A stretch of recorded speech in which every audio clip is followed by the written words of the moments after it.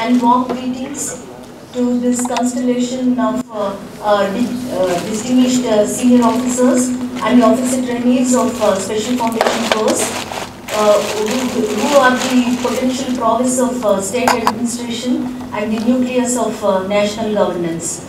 On behalf of the course team and the institute, I extend a warm welcome to all of you to Telangana, an younger state, and still depicting the development in all fronts. And I welcome to all of you to our Navabi city, Hyderabad. In these 10 months where the word physical has become a taboo and virtual has become mantra, and it's really happy to see the young officers over here physically with us, this assures us that we are getting normalcy. And thank you so much for being here. Who persuades us for perpetual industry and earnest integrity, and who is the encouraging impetus of this foundation course. And ladies and gentlemen, let me confess here that we all have experienced that he gives exquisite care and enlightening guidance for all the young civil servants who come here. Sir, with all humility, may I respect you to come on to the dais, please. Thank you, sir.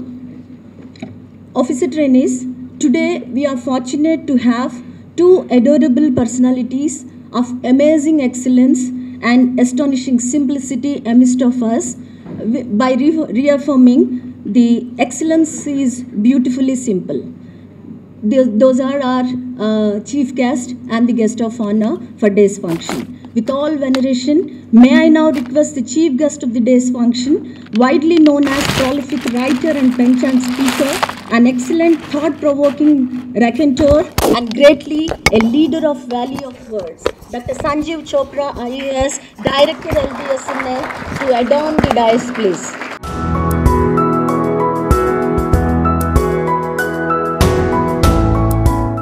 A pride of Hyderabad, whose intellectual refulgence shot to international fame, and who is fondly known as Ambassador Akbaruddin, and who is a perfect illustration of Ganga Jamuna Tehzeeb of Hyderabad. Sir, we are honored to have you here today. May I request you to please join the dignitaries on the dais. A silent warrior who never misses his goal and remains avowedly committed to the cause, and he is our Additional Director General and the Course Director, Spl FC, Shri Benher Mahesh Dutt Eka IAS. Sir is another source of spirit and enthusiasm for all of us. So may I request you to please come on to the dais.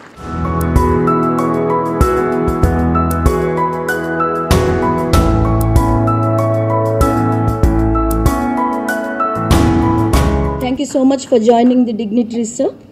Another pivotal person managing the affairs of Special Foundation course, our beloved Srimati Divya Parmar, IES, the Additional Course Director General, simple and suave in execution of the work, but stands for assertion. Ma'am, may I now request you to please grace the chair.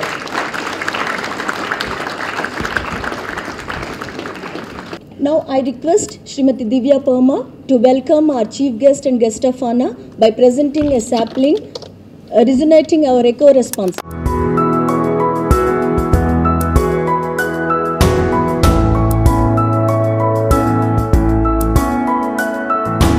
Ladies and gentlemen, lighting of the lamp is the ceremonial insignia to invoke the divine blessings for the successful conduct of any program. Let's all join together now to invoke the divine providence for the successful period for the next 3.5 months. May I now request all the dignitaries on the dais to please light the lamp to invoke the divine blessings.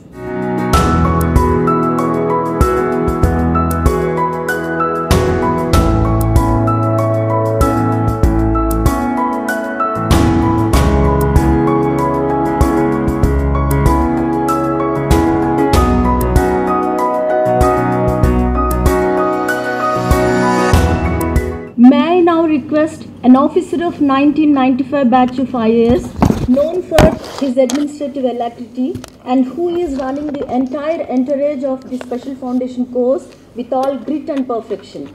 He is none other than our course director and additional director general of this institute, Shri Mahesh Benhar Mahesh Datta sir, to give his welcome address.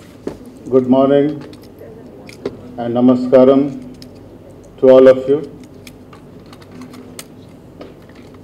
It's indeed an honor and privilege to welcome Sri Sanjeev Chopra, IAS Director, Lal Bahadur Shastri, National Academy of Administration, Mussoorie, as chief guest for this inaugural function of the Special Foundation course for All India Service and Central Civil Service officers. It's also an honor because when I was in Mussoorie for my phase 1, sir was my guru, my teacher. So it's a double privilege and double honor for me, I can say. Thank you, sir. I also welcome our guest of honor, Sri Syed Akbaruddin, who earlier served as permanent representative of India to the United Nations and recently retired from the service. I also welcome our DG, Sri Harpreet Singh, who has been our guide and a source of strength for all the programs being run here. I thank you, sir, Sanjeev Chopra, sir, for his unprecedented support and cooperation through the professional guidance of Labasna, Mussoorie, that we all are a witness to the vibrant inauguration of this Special Foundation course, which will be conducted for the next 3.5 months. That is from 18th January to 30th April at this MCRHRD Institute. We seek your guidance and support throughout the commissioning of this program. I am sure that with your august presence, the trainees here will be immensely enriched by your rich and varied experience. I would like to give a brief overview of this Special FC for the benefit of our honored guests. There are 121 officer trainees from 9 services, with 93 male officers and 28 lady officers. The batch has 35 IPS officers and 32 IFS officers and 54 Central Civil Service officers who will be undergoing this 15-week residential training program, the details of which already has been briefed to all the OTs. This batch is also like a microcosm of India because all the officer trainees, they represent 28 states and union territories of our country, and Out of these trainees, 89 OTs, they come from the northern states and 32 from the southern states of our country, India.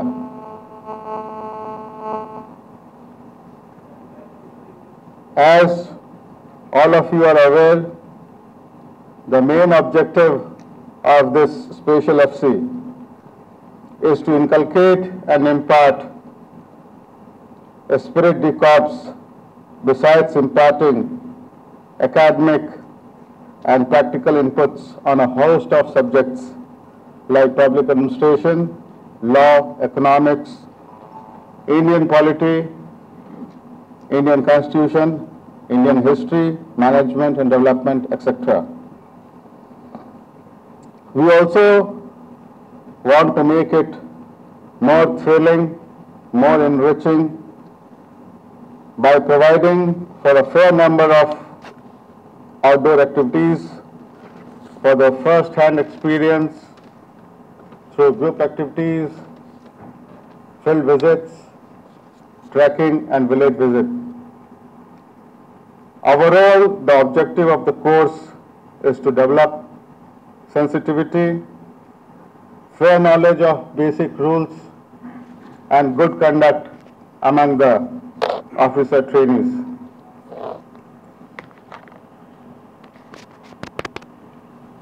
I would also like to inform our guests that for various indoor and outdoor activities, 6 officer clubs and societies have been formed. And all these clubs and societies will be active and it will keep organizing shows and competitions among OTs in various co- and extracurricular activities.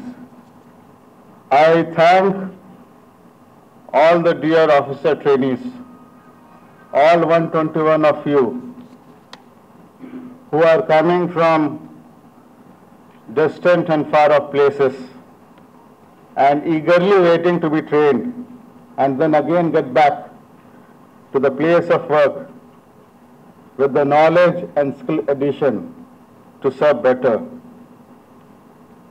It emphatically reminds all of us how important our work is. This institute, Dr. MCRHRD, is committed to actively raising the quality of training for every public servant in order to equip them with the necessary inputs and skills to achieve excellence in public service. So I will urge all of you to be prepared for challenge, excitement and inspiration. To my fellow team members, I can only say, let us not relax, as this is only the beginning of our long journey. Once again, I express my sincere gratitude to our chief guest, to our guest of honor, to our DG for being here and illuminating and enriching the program with your august presence. So all the best to all the OTs and thank you one and all. Dear OTs, it's my honored privilege to introduce our guest of honor today, Janab Syed Akbaruddin. Sri Syed Akbaruddin is a distinguished and elite personality of 1985 batch of Indian Foreign Service. Sir is fondly known as Ambassador Akbaruddin, replicating the spirit of Indian way of life, philosophy and nationalism beyond defined faiths, cultures and customs, but directed to the sanctity of universal humanism.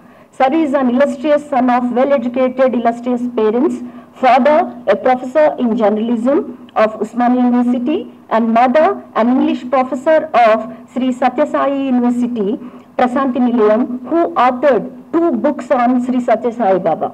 Syed Akbaruddin Saab remains as a Dhruvatara in the galaxy of diplomats representing India. He is acclaimed as a soft but stern communicator in international matters and victor in every crisis of national security and integrity. Sir's exceptional skills in fora in protecting the interests of India, particularly in relation to terrorism and climate change, are laudable. Syed Akbaruddin Sir donned many coveted and responsible positions during his 3.5 decades of service, such as official spokesperson of India's Ministry of External Affairs, chief coordinator in the organization of the India-Africa Forum Summit, pioneered the union of 54 African states, marking a new era in Indian-Africa ties. Sir has served as an international civil servant at the International Atomic Energy Agency in Vienna as head of the External Relations and Policy Coordination Unit and the Special Assistant to the Director General of IAEA. And Sir has also served in the High Commissions at Islamabad, Riyadh, Cairo, and other places too. And Sir has been the permanent representative of India to the UN till April 2020. And thus, Sir has carved a niche in the international diplomatic relations. He authored many articles, books on global governance, international order, and India's role in the global matters. Being an avid and passionate sports enthusiast, Sir has played with the diplomatic relations everywhere to the advantage of our country. Sir, we are fortunate to have you here today amongst us, and I request you to enlighten our officer trainees by giving them the guidance. Thank you so much, sir. If I look back 35 years ago, when Dr. Chopra and I were together at the foundation course, life was very different. It was a life where if we wanted to do word processing or typing, there was something called a manual typewriter. That's what we grew up with. If you wanted to tune into news, you would tune into the transistor. Now, there is no connectivity between a manual typewriter and the smartphones that all of you are. So, what is it that I'm going to say, and that's been worrying me for some time, that in this change, Milu, what is it that I'm going to say? And if somebody had asked me in the UPSC exam or in the interview that could you define Twitter, I would have perhaps said, oh, isn't it what the birds do? Because they tweet, etc. and all, these are all birds. I don't know what human beings do with it. I mean, the point that I'd like to make is that change will be the constant in your lives as civil servants. From the time you start, if I take my own case, from where I started to where I ended, change will be the constant. And be prepared for change. It will be change in ways that you would never expect. It would be change of a nature that sometimes you're not comfortable with. You know, the former President of the United States, President Barack Obama, once said a very telling thing. He said, nobody likes change. And then he said, except for babies with wet nappies. None of you are going to be babies with wet nappies. So you will find sometimes change is going to be a very disconcerting issue. But get prepared for change, because change will be the only constant in your lives. And that is not only for you as civil servants. This is a tradition of all civil servants. I was just reading a book yesterday about the British Civil Service. And this was the British Civil Service in the ending years of the 19th century. And guess what was the most important thing that they were discussing? It was a discussion on transport. They were working and having seminars, discussions, meetings, etc., etc., on transport in London.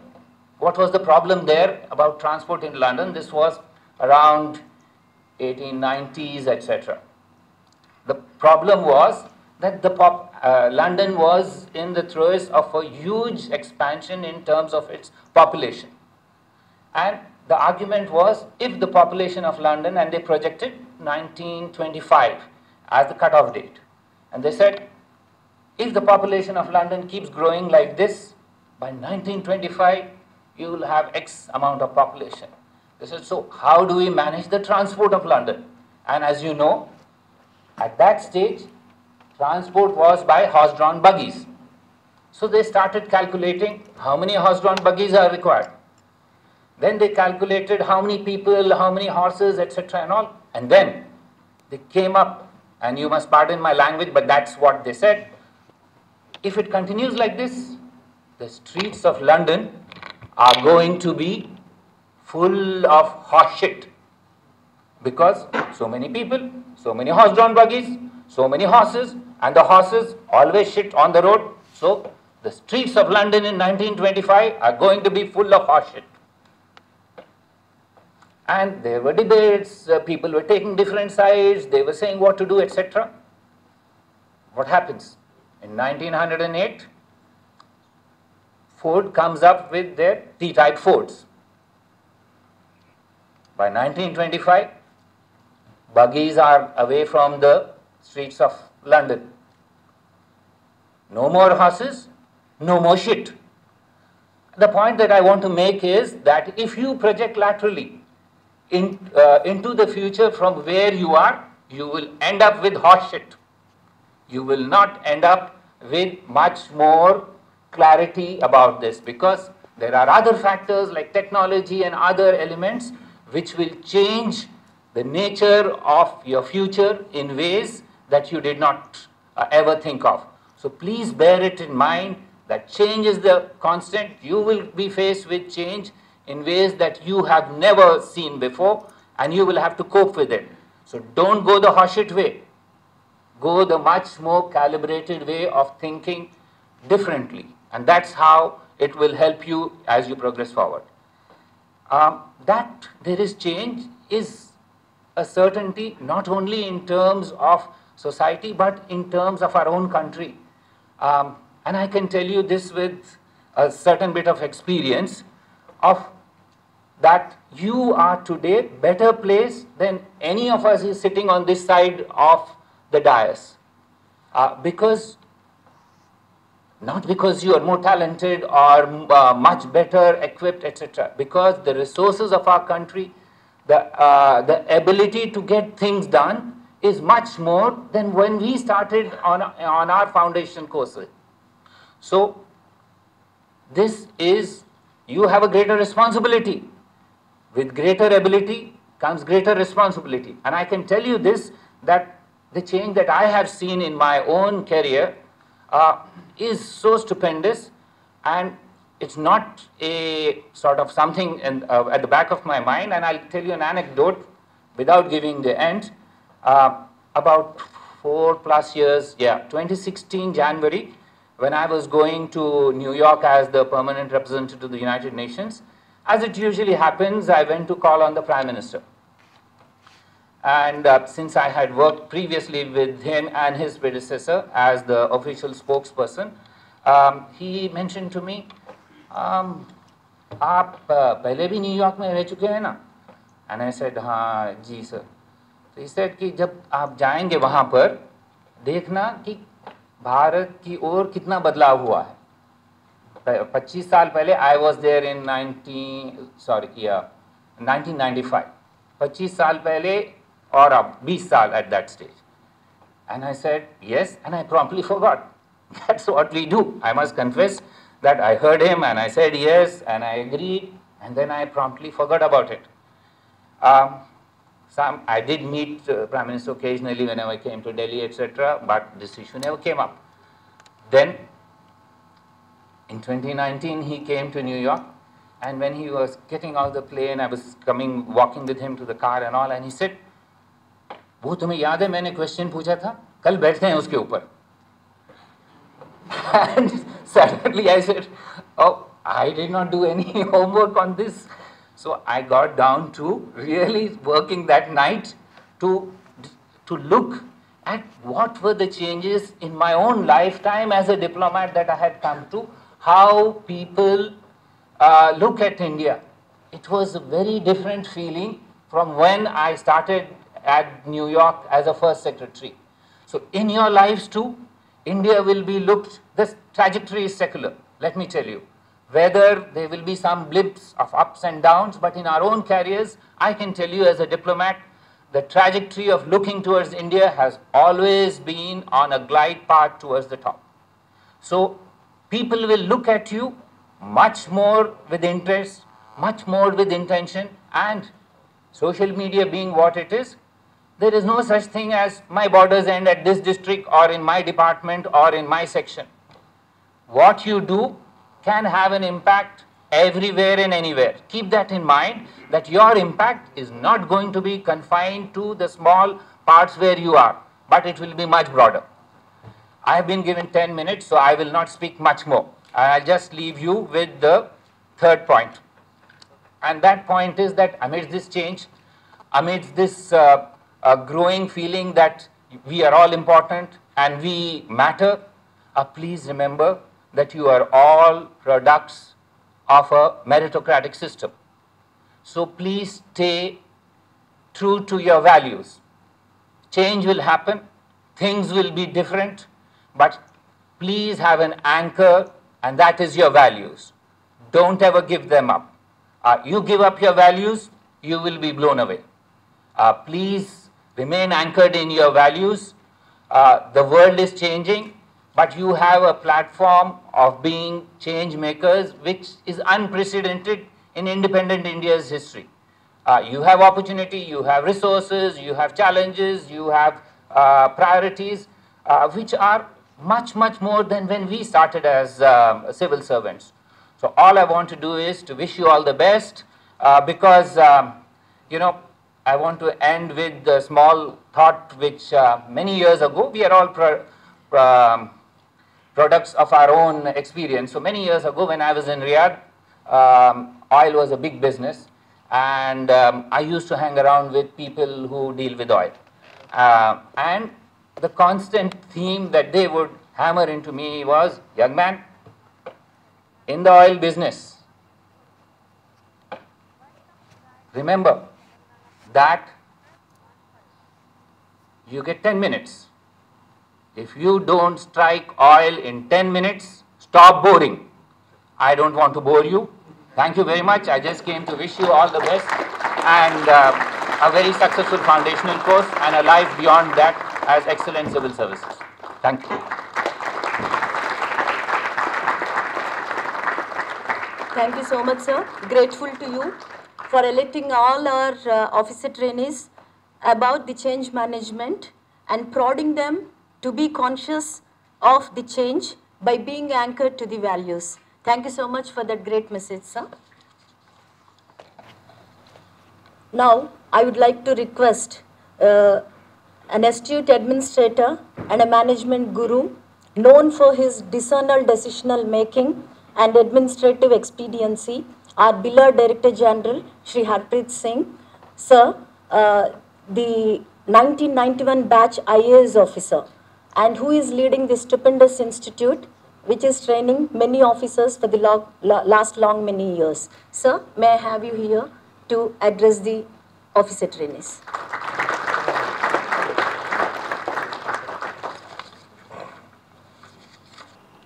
Respected Dr. Sanjeev Chopra ji, Director Labasna, we are eternally grateful to Labasna.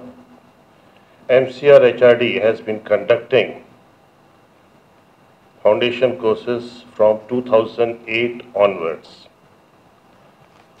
and we have been conducting regular foundation courses till the 94th foundation course. From 83 to 94th foundation course, we conducted all the foundation course as a partner academy of Labasna. Thereafter, we are conducting the foundation course for the backlog officers. So you are the second foundation course which we are conducting as an partner academy of Lavasana. So we are very grateful to Lavasana for trusting our ability to conduct a good foundation course. Shri Sayyid Akbaruddin ji, so you were not boring and you will have more chance to bore them. I have requested him to speak to you on neighborhood security because there are a lot of issues which India is facing in the neighborhood with all its neighbors. And with his deep knowledge of the foreign affairs, his talk will be extremely useful to all of you. My colleague Benhar, Divya, Dr. Madhavi, other officers, other faculty sitting here, and the officer trainees. For me, the foundation course seems like a miracle, you know. Every time, whenever I look at the officer trainees, this is the third foundation course I will be associated with, I find representatives from all over the country. I somehow feel that India has come alive. In this foundation course also, there are officer trainees, I am told, from Tripura, Sikkim, Manipur and Meghalaya, which makes us feel very, very happy that we are having people from Northeast also. I think last two foundation courses, we did not have that many people from the Northeast. We have people from all over. It starts from Andhra Pradesh, Assam, Bihar, goes to Uttar Pradesh, Uttarakhand, West Bengal.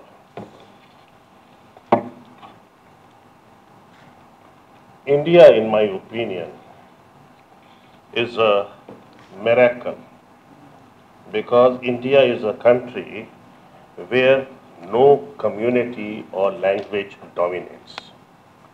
It's a diverse country. It is a gift that we have received from the Britishers. We have paid for it with the lives of large number of Indians. So this gift which we have received from the Britishers, exploited, maybe pauperized, that India is a duty of all of us to make it the golden bird again. Here, all of you come from different states, different cultures, but the effort that we make here is to erase your ethnic background, ethnic culture, and give you the all India character which made Sardar Vallabhbhai Patel say that the civil service is the backbone of India, the steel frame of India.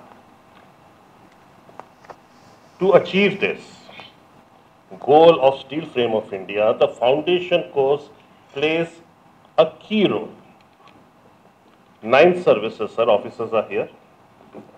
The idea is to bring in a residential focus, 15-week, people from different parts of India, different services together, so that you interact with each other as persons, as individuals. A lot of activities are structured where you will work with them in close quarters. In trek, sir was telling, why don't you send them to Himalayas? In Himalayan trek, your life will depend upon the person, on the other members of the trek. You live in near zero temperatures. It can be very cold. Tents have to be erected. So the idea is, in that critical situation, you work as a team, as a group. You will also go to the village visit as a group. You will see the real India. You will then understand the problems there and bond together. There are a lot of other cultural events also. Cultural program where you will perform, athletic meet where you will compete. So the idea is you will forget who you are. There are people from different services, some are senior, some are junior. You will just interact as persons and bond together as persons. So this is the idea of the foundation course, to make you one, because you represent the All India character of the services and you represent India. So there were few issues when I had done the foundation course last few times.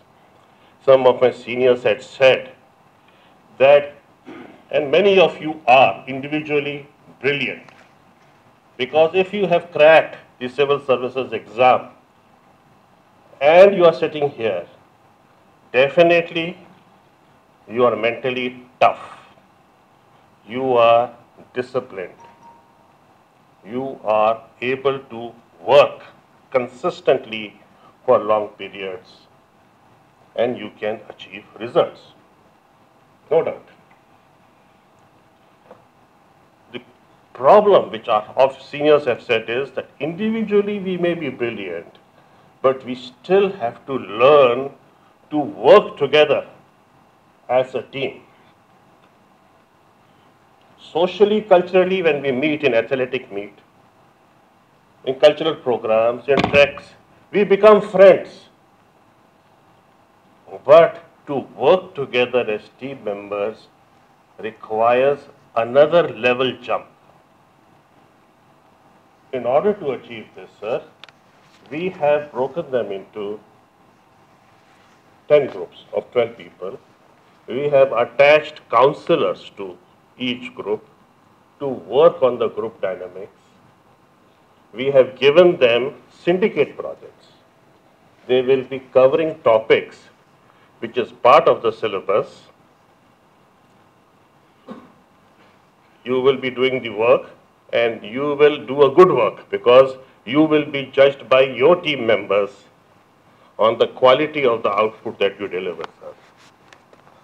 We will also, the counselors will rate how did the group work together. So we are making an effort, sir, that officers learn to work together productively as team members. And it is Team India which has to work, sir, and which has to win. Another small change that we have made here is we are giving assignments every week, sir, one assignment every week for the first 7 weeks. I think you have already received an assignment on PCCI. It's an interesting idea, sir. Our idea is to provoke you. There, in these assignments, there is no straight or correct answer. We have just looked at what is a country. Does the nation, the history make its country? Does the economics make a country? Does the constitution make a country? And we want your opinion about it. How do you think our country should work together and go forward? We have given you some readings on the concept of a nation, on a concept of a state, on a concept of a market, and you are the ones who have to think about the country for the next 30 years. We will be retiring shortly, in a year or two. So, sir, these, like that, sir, we are giving them things which will make them think, which will posing them problems, which will make them apply knowledge, rather than just give theoretical knowledge. So these are some of the ambitions, sir, that we have done in this. The other thing, sir, I think for the benefit of the OTs, many OTs seem to have written the mains examination, am I right? This mains, which just closed on January 17th. How many of you have written mains? Very few. Okay, maybe 8, 9, sir. Sir, in the last special backlog, when the backlog was being conducted, interviews came to All India Civil Services. to the interviews, to the selections. So many of the officer trainees that time used the library, they used the resources of our faculty, and I am proud to say, sir, many of them qualified into IAS. Vishal Narvade was an IPS officer. When he came here, he qualified and joined the IAS. Om Kant also came into the IAS. Jasroop was in trade service.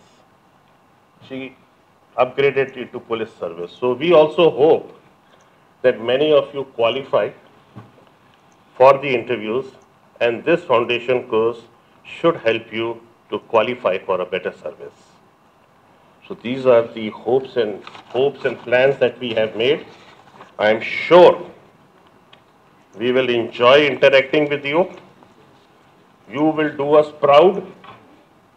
We have an alumni, and we have alumni from here who have done outstanding work.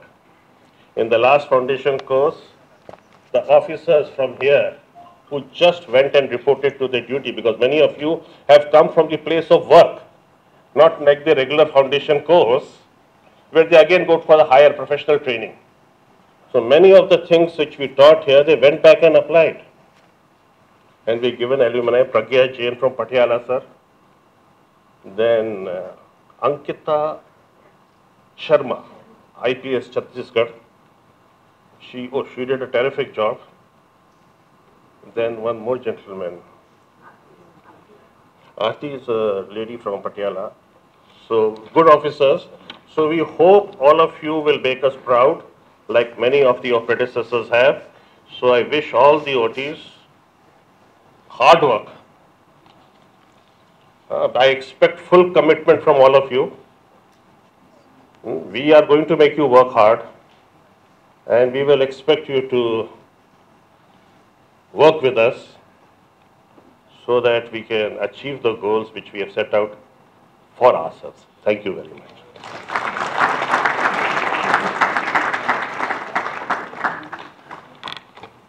Thank you so much, sir, and grateful to you for focusing on esprit de corps, the conspectus of the foundation course, and the importance and need of the teamwork and hard work, not only during the foundation course, but during their careers also. Thank you so much for a great message, sir. Now, it's time for the release of course manual. May I request the signature of the day's function, the chief guest, Dr. Sanjay Chopra, and the guest of honor, Syed Akbaruddin Saab, to please join for the release of the course manual.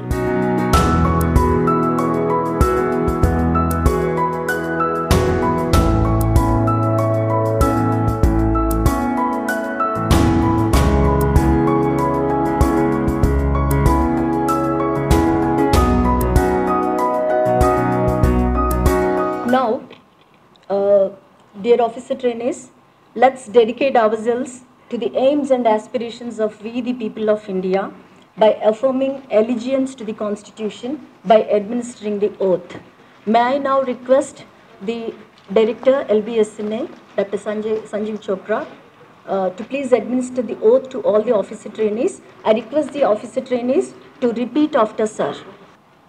Do swear or solemnly affirm that I will be faithful and bear true allegiance to India and to Constitution of India, as by law established, that I will uphold the sovereignty and integrity of India, and that I will carry out the duties of my office loyally, honestly, and with impartiality. Help me, God. Hailing from the soil of intellectuals and philosophy, that is West Bengal, Sir belongs to 1985 batch of IAS. Sir's innumerable writings on policy making and governance, management, cooperative movement, and industrialization have become the floodlights for administrators, scholars, researchers in the field of contemporary studies. His passionate origin of journalism, suffused with the flavor of law and politics, strengthened his mind and pen to ignite the intellectual thoughts of successive generations. Really, it is divine providence that LBSNA Mussoorie is fortunate to have Sir as the director from 2019. Besides his project, the Map of India is on anvil. Sir's IAS career spanned over 3.5 decades, glorified many positions like SDM Kalimpong, ADM of Kuch Benha, and as CEO of Himalayan Milk Union Limited at Matigara in Darjeeling. Sir's excellent exposure to cooperative policy as well as livelihoods, development interventions, and the entire value chain of milk production from cattle feed to fodder to processing and marketing of milk is noteworthy. Sir served as Deputy Director of LBSNA. Sir served in the Central Ministry of Agriculture for the development of horticulture, micro-irrigation, responsible for international cooperation in agriculture and coordinating India's strategic direction for FAO, FAAD, FWP, G20 and the World Economic Forum. Sir's service to the newly formed state of Uttarakhand during 2002 to 2007 as Secretary for Rural Development, Panchayats, Cooperatives and Horticulture, Industrial Development paved way for the economic development of the state. By granting fellowship to Dr. Sanjeev Chopra, the Herbert H. Humphrey and the Robert S. McNamara Foundations enhanced their institutional reputation. Dr. Sanjeev Chopra is a living encyclopedia of letters, life, values and idealism. Mukhe Mukhe Saraswati. Sir, may I request you to please come and give the address to the officer trainees. I'm indeed honored and delighted to be here today. Very special thank you to my very good friend, Dr. Harpreet Singh, because Harpreet and I have known each other for quite some time now, because we are all in what is called the training circus, in which we all, try to ensure that we give new tricks to you every time. So thank you, Harpreet, for calling me. It's a real honor and a pleasure to be with my batchmate, Syed Akbaruddin. We all know him. He's represented India so well and is known as one of India's finest communicators. And today also he was able to connect with us and talk to us and, convey very important points in a manner which was very light. So when you have to speak and when you have to convey a message, it is not necessary that the message has to be loaded in very heavy language or in a vocabulary which people do not understand, but it has to be given in a straight role. And I think it's a great honor for us that you're here with us. I'm absolutely delighted that my own officer trainee, whom I trained way back in '95, Ben-Hur, is now the course coordinator here, which also shows how I won't use the word old, how senior we have become, and as he said, that we are all on the other track. I mean, because frankly, the world has changed so much, and I think the one point that he made is very important, that the only thing that will be constant is change. And it's a change that we have to understand, it's a change that we have to anticipate, and therefore, although none of us will have wet nappies, but I think, we look forward to change, because I think nimble organizations, nimble individuals are those who can forecast and who can look at what's happening. Thank you, Divya, for joining us, and the faculty members who are here, and last but not the least, the young officer trainees for whom this course is being organized. It's true that physical is taboo, as Mati said, physical is taboo, virtual is the new eternal. So let's move on and see what we can do, because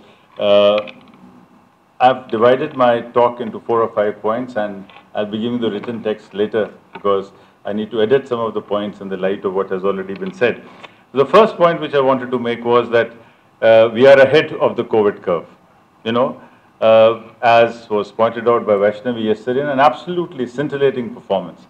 India can take legitimate pride in having been ahead of the COVID curve. And I'm so glad that I'm here in Hyderabad today, and as Syed was saying, as Akbaruddin was saying, we have really seen a lot of changes in Hyderabad. In fact, I recall Hyderabad when I had come here for my Bharat Darshan, and at that time, it was just one of the very normal cities. One of the very normal cities. We were taken to Charminar. We saw at that point of time the Salarjung Museum was not doing so well. It was just very average. But today, look at the changes that have happened in and around Hyderabad. In fact, the transformation of Hyderabad is also the transformation of India. It also shows that how we have transformed from a city of pearls to a city of pharmaceuticals. From a city which was meant for unfiltered Chamina cigarettes and some very ordinary stuff, today, amongst the cities which has produced the COVID vaccine, one of them is Hyderabad. So we can clap for Hyderabad, and we can congratulate Hyderabad for all the great work that it has done.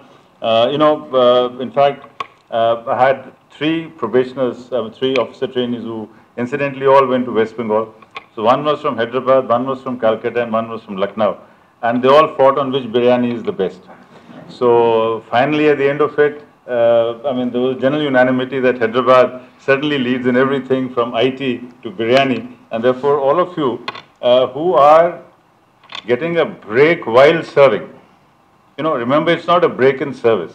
So you're getting a break while serving. So you should be, I think all of us are happy that the foundation course does give us this great opportunity of being together, of understanding from each other. And as Harpreet was saying, there's a lot to learn from each other. Because one of the things that we got to realize is that all of us represent years of hard work. And all of you who have cracked the civil service are people who have been identified on the basis of your merit. Because without merit, you could not have been here. This is not Bollywood or politics. In politics and Bollywood, there is an advantage. Certainly Chopras have an advantage in Bollywood, but there is no advantage in this place, and I'm sure, so you're here by choice, and you're here because of your hard work, and you're not here by the grace of anyone. You're here as a matter of right, and that's a very important distinction. There's a distinction between being in a place because you were born into a manner, right? So you are not here by grace, you are here as a matter of right. And let me also confess that there is nobody who can be very sure that he or she will crack the UPSC. It is a very tough exam, and therefore, let me confess what I have confessed in the FCs in the academy, that 4 days before the results came, I wrote down in my diary that lest I ever become arrogant, that it was so easy to crack the eyes, let me record that I am feeling very nervous, very tense, because the results are going to come within this very week. And believe you me, it's a very tense moment, and therefore, now that we have crossed this hump, now that we are here where we are, let's celebrate our success, and let's work for whatever we can do and whatever we can achieve. And it's I'll tell you, as Akbaruddin would realize, 36 years have just gone by. It was only yesterday that Philip Spratt Mohan was telling us, pahadon se pange nahi lena when we were going for a trek. And it is so unbelievable that we spent 3.5 decades. And it just flies. The jobs that you're all going to be in are going to be so important, are going to be so involved, are going to be so engaging that you will not realize how quickly time has flown by. So let there be no moment of regret. Let there be no moment of regret that I could have done this. Whenever you have the opportunity, do it. And let me tell you, change does not happen just because you become a secretary or you become India's permanent spokesman in the UN. I'll start by sharing with you what happened in Himul. In Himul, we were selling milk in Darjeeling. It was just after the GNLF agitation that we started doing this operation there. And we realized that when we are trying to sell milk, milk has to fulfill a certain criterion of a certain percentage of fat and a certain percentage of solid not fat, right? Which are the key ingredients in milk. Now the law at those days we used to have the Prevention for Food Adulteration Act. The Prevention of Food Adulteration Act was made in order to ensure that the city of Bombay gets good milk. And therefore they were looking at big cows from Gujarat and big buffaloes where the milk was thick. And therefore the PFA was made for Bombay, and it said that milk must have a minimum of 3.5 fat and some SNF, right? Now, this was a rule made for Bombay. But typically, what happens is because we don't want to work hard, the rule of Bombay got applied to Punjab, it got applied to here, and it got applied to Calcutta. Now imagine, in the hills of Darjeeling, the cows are much smaller. Their breed is different. They have to walk about 20-25 kilometers in order to graze. So naturally the milk cannot be as thick as the milk of a good Marra buffalo. But the law was made considering the buffalo in mind and not realizing the different parts of the country will have different kinds of cows and different kinds of milk, and different people will require different milks, right? So, when I started the operations of Himbol, one realized that you have to buy milk powder from Gujarat to fortify the natural milk of Darjeeling cows and then sell it in the Siliguri market. So, the operations are becoming unprofitable. Now, the purpose of PFA was to prevent adulteration in milk. The purpose of PFA was never to add milk powder to milk, thereby making all milk unions in the eastern region unviable.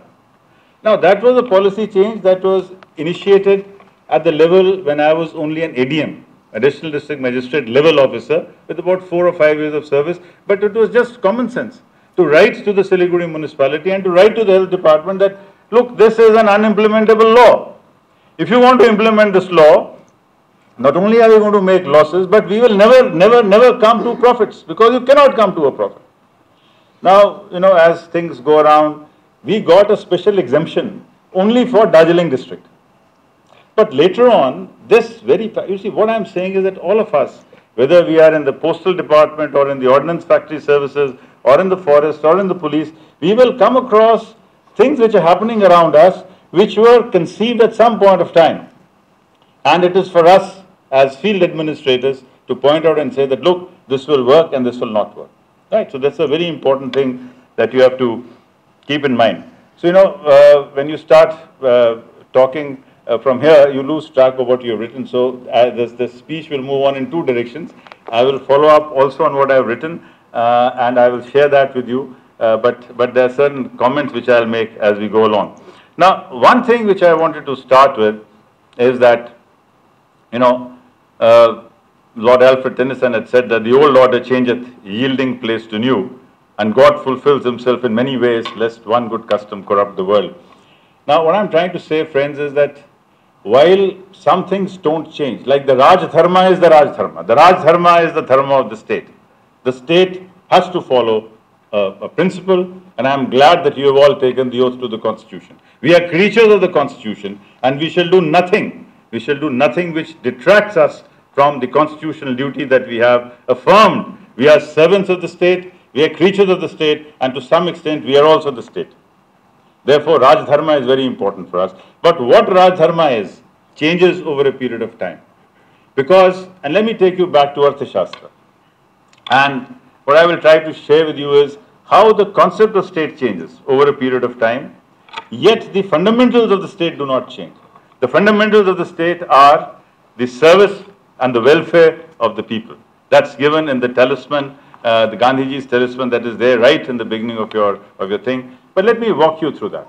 You see, in the Arthashastra, Chanakya says that 1/6 is the legitimate share of the state from the farmer's produce. That whatever the farmer grows, 1/6 will be coming to the granary of the state, and that is why, if you see, granaries were made in those days so that the crop could be stored there. Because before settled agriculture, you only had pastoral societies. And a pastoral society cannot create surplus. A society which cannot create surplus cannot have a permanent army, it cannot have a permanent bureaucracy, it cannot have diplomats, it cannot have training institutions. So that was the beginning of the state. And the state collected its revenue in kind. Now I'm moving 1,000 years, and you move from Arthashastra to the revenue code of Akbar, greatest Mughal of India, whose revenue minister Todarmal had laid down that the king shall now take 1/3 of the produce. So what has happened in those 1,000 years is that wealth has moved from the rural to the urban. You have a larger standing army, because remember, if you have to run a very large state, so whether it is the state of Rome, whether it is the Holy Rome, whether it is Julius Caesar's Rome, which had very, very large, extensive empire, or it was Mughal India, when you have a very strong standing army, you need to collect more resources. So what happened was that, one, more funds were going from rural India to urban India, and secondly, the mode of revenue collection changed. Because when you have a very large state, when you have a very large empire, you cannot move grain, so you need cash. And therefore, intermediaries who were converting your kind into cash, that happened in the times of Todarmal. That is the beginning of the intermediaries. That is the strength of the Artiya in Punjab, and that is the same strength that you see even today when that system is being broken. Now you come to the East India Company. Now what happens in the East India Company is that just as feudalism is giving way, mercantilism comes in. And therefore East India Company realizes that money is not to be made out of tax alone. Money is to be made in terms of trade. So you will grow indigo, you will grow jute, you will grow opium for China. And look at the way the East India Company realized that profits will not come from agriculture. Profits will come from terms of trade. Profits will come from making tea and selling it to the world. So the entire transformation happened. And for the first time, India faced famines because the farmer was not producing for himself or herself what was producing for a world market on terms that were not equal. Therefore, equality in terms of trade becomes a very, very important factor. Then you, of course, have the post-industrial age, you have the WTO, you have negotiations. I mean, the sort of negotiations that today happen on the 4G spectrum, on the 5G spectrum, on how you control the world, and the controversy that we are facing today between WhatsApp and all this, the new data. The data is the new oil because that is the new resource. So transformation is taking place over the years, and therefore the nature of the state, the context of the state is changing. And all of us have to change with the change in the nature of the state. Well, let me give you some pointers about what are the major changes that have happened. And I'm not talking in terms of the last 3 decades, I'm talking over a much larger span, so that, individuals live life in decades, but institutions live life in a much longer span, and nations live life on an even longer span. But let's look at what has happened in India in the last few years. One, land revenue is no longer the mainstay for any state government. No longer. In fact, in many states, including West Bengal, land revenue is not being collected. Right? Therefore, the whole purpose of the district administration is no longer about collection of revenue and about settlement of matters, because that is no longer something which can be done at that level because it is gone. Number two, agriculture is also no longer the principal source of GDP or livelihood. It is less than 50%. India, when we started off, was a country which depended on agriculture. No longer. It's very important, but we are not dependent on it. In fact, I don't know whether there was there in Andhra Pradesh, but in West Bengal there used to be a West Bengal Agricultural Income Tax Service, because agricultural incomes were to be taxed by the state governments. This became the most powerful service. The reason for that? This is externality, and this is something which one really is. I'll just share this anecdote with you. You see, because we recruited a lot of agricultural income tax officers, and agricultural income tax was not being collected, therefore all of them were made private secretaries to ministers. And therefore it became the most important service in West Bengal, because this group was there with every minister, and therefore, they really hobnobbed and they became really powerful because there was no need to collect agricultural income tax. Right? So what I'm saying is that, over a period of time, things change. Land disputes will no longer be the main concern of the courts. Things will change. Agriculture, especially procurement agriculture, is now based on migrant labor. It is not based on local labor. So many of the things that are happening, some of the key factors, migration is going to be a very, very important factor, because whether it is brick kilns or whether it is agriculture, rice farming or other high value agriculture, it is all being performed by migrant workers. Not all, but substantially being performed by migrant workers. And therefore, the enforcement of rights for those who are migrating from various parts of the country to other parts of the country becomes very important. Right? Services like the Corporate Law Service will usher in a new era of transparent decision making. For corporates, governments and civil society will walk hand in hand.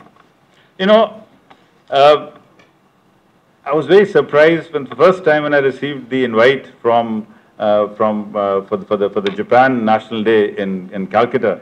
I was the chief guest for their annual day, and I found that the entire event is sponsored by Mitsubishi. Never could we have imagined that sovereign functions would be sponsored by corporates, right? So this is something which never, I don't think you and I ever thought that we'll be invited to a Japan Day or a Korea Day sponsored by Samsung, and the High Commissioner or the Ambassador is giving this the high place of honor to the head of the corporate in India, right? So this is the change that's happening all over. No longer are those sovereign functions. Visa, for instance, is outsourced. Police verification is no longer required, right? Self-attestation has become important. It's a country in which things are changing at a place. I'm so glad that that he made the point that change is the only constant that we have. Now, look at the way in which the profiles of services will change. You know, I was so happy the other day. I was coming from Mussoorie to Dehradun, and I found that there was somebody who was drunken driving. Somebody was drunk and was driving. So I promptly called 100. In about half a second, I got a message that I have to dial 112. So I dialed that number, and the call came from the police. I reported the incident, and the incident was sorted in the next about 20 minutes, which is something which I could have never imagined happening in our times. So what is happening is that the expectations are changing, and technology is also allowing us to do a lot of things which in our times we were not able to think of. So the challenges that are going to happen is that, one, you have to live with technology, and technology also means that this generation, you know more than I and Harpreet and Akbaruddin or even Ben. Ben-Har, of course, is right in the middle. I mean, so you can, you will be perpetually young for me because you are my officer trainee, right? So you are young, where the rest of us, I mean, except Divya, are probably on the other side. Okay. So one is the power of technology. The power of technology means that information is available to everyone at the same time, and therefore there is no information advantage that you have as an officer. When somebody will tell you that poaching is taking place in certain area, I mean, be sure that the MOEF has the same information, everybody will have the same information, and the press will probably have more information that you will have on the subject. But again, what comes to the fore is that no longer will any service be confined to its own narrow domain. You cannot tackle the problem of international smuggling of wild and endangered species without the foreign service, the police service, the forest service, the customs, excise, and the local administration working together and in tandem. That's the only way we'll be able to do it. So there is nothing that I see today which can be handled by any one service or any institution and say that I can do it. No. I mean, if India wants a seat on the high table in the UN, then everything will have to be done. Then the Coconut Development Board of India will have to provide technologies for coconut to Trinidad, Tobago, Micronesia, all small, all the littoral states which also have an equal vote. So all of us have to work together and in tandem. And let me also tell you, as he said, that whenever you move from the informal to the formal, there is resistance. And one of the reasons for the farmers' agitation that we are seeing in some parts of the country is that under the new ENAM, that is the new Electronic National Agricultural Market, there is going to be a complete change in the way we look at things. And agriculture is not just about wheat and rice. Agriculture is also about saffron. And let me give you my favorite example. Saffron is grown in Pampore near Srinagar. The maximum use of that takes place in Tirupati and in the temples in Kerala. Now look at and today saffron can only be procured typically through a procurement agency which is registered in Srinagar. Why can the TTD not buy directly from Kashmir? Why should the Guru Ayur temple not be able to buy saffron straight on? Now these are the sort of things which are not highlighted because a lot of times, media especially, and I have been in the media, you're expected to produce a report in a certain amount of time. So you collect whatever is available and you do it, and then sometimes you're caught, sometimes you're not caught. A few years ago, when I had come to evaluate some projects in the academy, I was very impressed with one project, and I said, "You've done very good."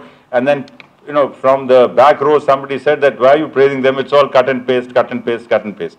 So we have to sort of understand that a lot of things are changing. Now, because we were doing a lot of cut and paste, we developed a technology to cut down your cut and paste, because now we have the software to understand how much of it has been T-put, how much of it has been done. So technology will changing. The other thing that is changing is public institutions. What was populism at some point of time is today a matter of right. Remember that today there are three very significant rights.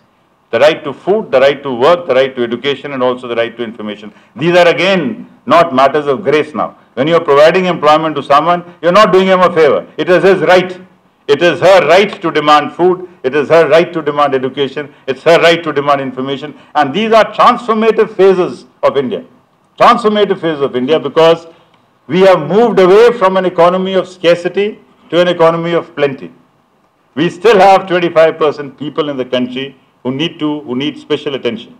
But we are a country, we are not a poor nation any longer. We are a nation which has poor people, and we have to address them. But remember, there are states like Uttarakhand, there are states where the poverty level is less than 10%.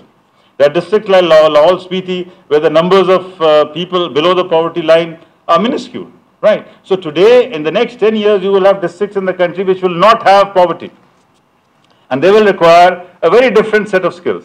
And we will have to define those skill sets. We'll have to define how things move on.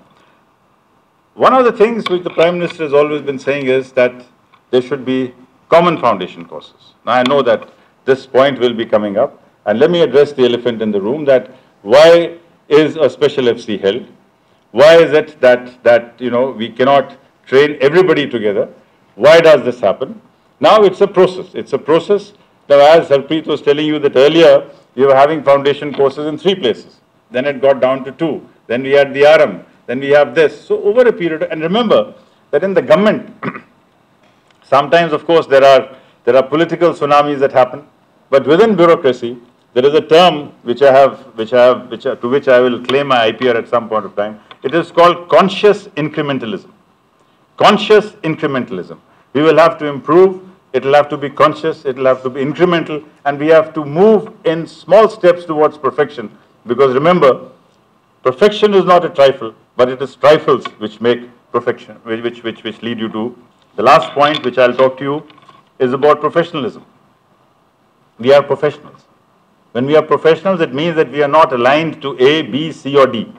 And as Akbaruddin said, we work with many political dispensations. I have been very fortunate. I have worked with almost every kind of political dispensation in the country, starting with the CPM to the Trinamool Congress, BJP, Congress, NDA, and all kinds of, ministers from all political dispensations. All I can tell you is this, that as long as our communication with them is non-adversarial. Remember, you have to put your point of view across, but it has to be non-adversarial. We are not adversaries to the political executive. There is one problem that happened in our training. It was that we were told that we are knights in the shining armor, that the rest of the world is bad, that it is only our job to transform this country. That is a wrong view. Everybody is equally and intelligibly engaged in the transformation of the country, including the political executive. The political executive has a very important role, and the earlier we realize that we have to work with the political executive by being absolutely professional in our course, I think we'll do very well. With these few words, let me hand you over to Harpreet and Benha for their foundation course, and I will end by the famous saying of Sardar Patel. When he was justifying the presence of All India services, he said, "You will not have a united India. You will not have a united India unless you have a good All India service." When he said All India, he meant all the services. To have the integrity, the ability, and the freedom to speak their mind. That is why we got Article 311, and that is why we have taken our pledge on the Constitution, and I'm very glad that you are doing your foundation course at the MCRHRD, and I do hope that you will get your 1 week of Himalayan trek and some more interaction with us at the alma mater, which is the Lal Bahadur Shastri National Academy of Administration. Thank you very much. Jai Hind.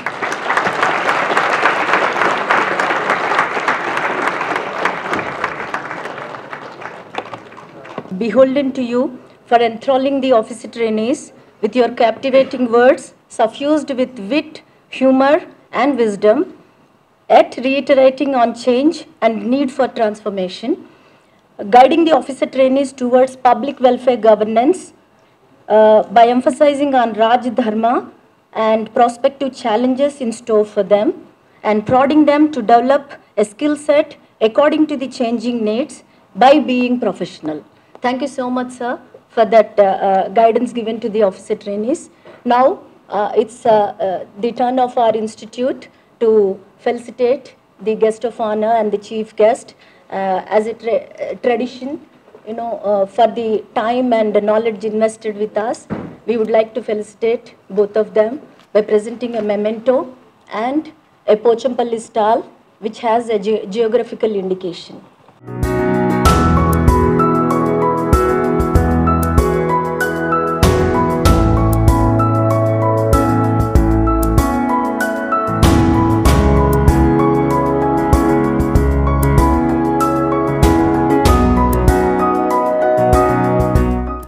Ladies and gentlemen, it is always said that well begun is half done.